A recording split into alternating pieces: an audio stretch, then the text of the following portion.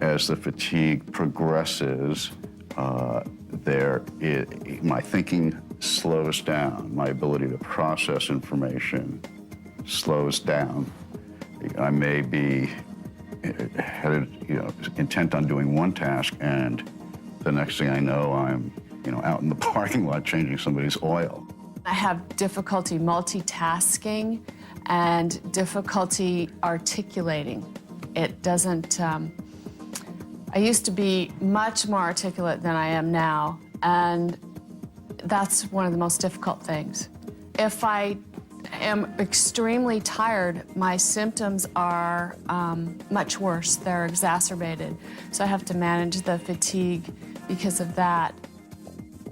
In the process of working, of doing mental activities, concentrating, formulating ideas, there's a certain amount of cognitive or mental exertion that's going on. And what we believe happens in MS is that over a period of time, the efficiency of that mental exertion decreases. And there have been a number of research studies that have actually demonstrated this loss of vigilance over time. So for example, if you're normally able to talk on the phone and file and even make notes at the same time, multitasking, that kind of activity might be much less efficient, much slower, and more prone to error if it's occurring at the end of a long day or at the end of a particularly demanding period of time. And that kind of inability to maintain the same level of performance that one was able to do when fresh and early in the day or at their peak is an example of what we think cognitive fatigue is.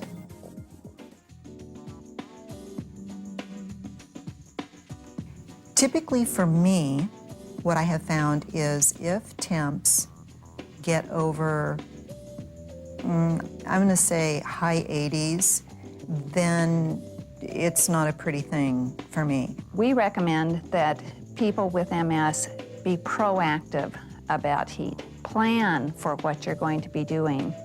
I have air conditioning in my house, I have air conditioning in my car, and I have air conditioning in my office. I avoid the sun in the hot parts of the day. And then I also purchased a cooling vest, and I use that on really hot days when I'm going to be out and about. One day in talking to the physical therapist at OHSU, she said, "Do you sleep with lots of blankets and all curled up?" And I said, "Yeah." And she said, "We call it cocooning." And I said, "Yeah, I wrap up in blankets." And she said, "And then you get real warm at night." And I said, "It feels really nice and toasty. And when you get up, are you tired?" I said, "Sometimes, a lot of times, yes." And she said, "Don't do that. Try that." I said, "But it feels good, being all, tight and everything in bed." And so she said, "No, don't do that. Try this. Try a light sheet or light blanket, and don't take hot baths and showers, and see what happens." So, voila, I changed it. I got up in the morning. I felt wonderful. I didn't need to wrap myself up in, like a mummy, in blankets, and I felt good.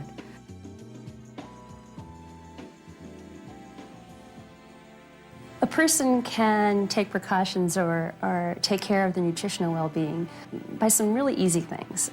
First, make every meal count. I don't know about your mom, but when I grew up, my mom said snacking is just going to ruin your appetite. And really, this might be easier for someone who has fatigue to eat smaller amounts of food more frequently through the day. Whether you eat 3 large meals, though, or 5 or 6 smaller meals, it's your food choices that can really make the difference. And you want to make sure you're choosing things that ensure your good health. And stay away from those types of things that might contribute little more than just calories. Because over time, those extra calories can add up. And then what we see is the chance for weight gain. And carrying around that extra weight can, in and of itself, be a contributor to fatigue. The things I would like to do when I cook involve a lot of, cutting and dicing and peeling. If I stand and do it for that long, then it is very fatiguing. I find myself leaning on the counter as I'm trying to cut or cook. There are so many choices now in the marketplace of pre-cut and cleaned produce, shredded cheeses, chopped and minced garlic or ginger. These things can really cut 10 to 15 minutes of time out of food preparation, which translates into a real energy saving in the long run. If you are going to cook, try to gather up all your ingredients and cooking tools and equipment first. This way you're not spending your energy running back and forth and around your kitchen. Think ahead as to what you might want to put together for dinner and jot it down. I think it's easiest to do that when you have the energy, so that at the end of the day, if you're tired and that whole process seems overwhelming, at least you had an idea of how you wanted to handle your meals. And if you are investing your time in cooking, double up. Make twice the recipe.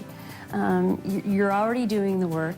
You can portion it down into ready to eat, ready to cook servings. You know, put it in a dish, a covered dish that you could pop in the freezer and take out and put into the oven or the microwave. And if you just don't have the energy, that's okay.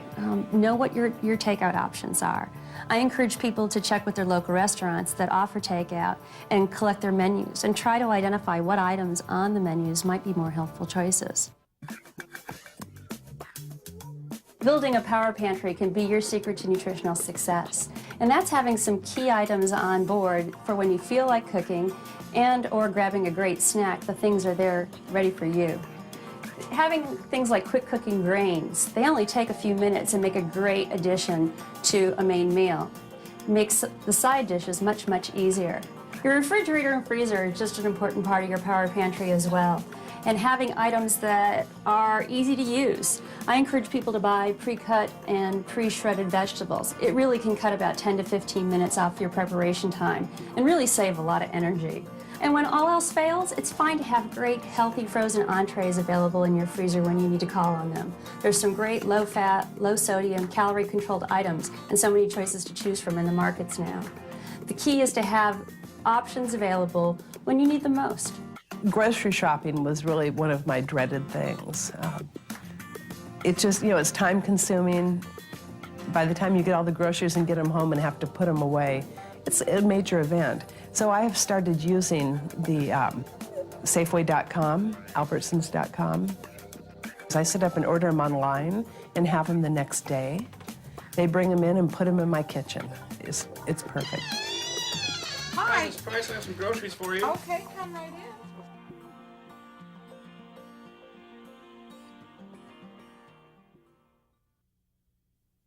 Setting personal goals and priorities allows you to spend your energy on what is important to you. Choosing activities that forward your goals and learning to say no to tasks that don't help you to manage your fatigue. Well, goal and priority setting can help a person with MS select their activities by helping them to make decisions about what's most important to them. You may be dealing with your family, your children, your husband, your housework, or your employer. So learning to prioritize and set goals in all of those settings is going to help a person feel more in control of their life. A goal is a long-term objective. And this should be something that you can achieve, something that is realistic, and something that does not rely on somebody else doing something for you to be successful. A priority is the importance placed on an activity. So if you have a particular activity and you feel that that is important towards reaching the goal that you want to reach, that would be a priority activity for you. I found that the more that people talk about their goals that they've set for themselves, and the more that they talk about what might be keeping them from reaching those goals, the more they're able to enlist the help of others to work on their team so that they can reach that goal. Priority setting for me is typically based on the list of what I have to do, what I'd like to do, and what would be nice to do. So based on where things fall on that list, then I figure out based on the day and my energy level, what gets ticked off. Going to work is a really important thing for me, and I like the interaction. I like, the people, my colleagues that I deal with on every day, and I like just doing my job as a reporter. And people have advised me not to work quite so hard, but I really much enjoy it, and I actually find it's kind of like yoga on Saturday mornings. I don't want to get up and do it, but when I do, I feel better. I'd consider going part-time or even quitting, but with my job, I'm able to have that pay for my insurance, and that really helps. Often people don't realize that they spend a lot of energy on activities that are really not important to them. Once they know what activities are important to them and what their goals are, what they most want to accomplish, then they can choose to spend their energy on the activities that will help them achieve their goals. I was having difficulty doing that because I'd always just done everything. And I thought, how am I going to do this? So what I do is I start at no. So in my head, when someone asked me to do something, I start at no, where prior to my MS diagnosis and the fatigue that I needed to manage, I always started at yes. Oh, sure, I can do that. Now I start in my head at no to see, can I do it, and how many things do I have that day? When people see me that don't know me, they don't realize what's going on with me physically, and that's okay. It's none of their business, a lot of them. When they see the cane, some people just say, oh, what, did you fall? And yeah, I fell. So I don't tell them. But then those people that also know me and know that I have MS, they think that I can do everything. Well, you're so busy, you do this, and you have this job, and you always go to this place and that place. Well, why can't you do that? Because I just can't. And I used to try to think of excuses. Now I just say, I'm not going to do that. And I had to recognize that I had to look out for myself and only do those things that I absolutely wanted to do. Keeping an activity diary and setting goals and priorities can be very helpful in learning to take control of your fatigue. Completing an activity diary provides you with accurate information about your activities and fatigue level. It shows you the relationship between your activities and your fatigue level and your other MS symptoms. It identifies problems with particular activities and your schedule, and it provides clues for effective changes. As you examine your activity diary, you will find activities that can be eliminated because they don't help you accomplish your goals. You will find activities that are important but can be changed or rescheduled to make them less fatiguing. It may be helpful for you to work with an occupational therapist to analyze your diary and modify your activities. When you set goals and priorities and eliminate or change activities that contribute to your fatigue, you will find that you have energy to accomplish what you want to do.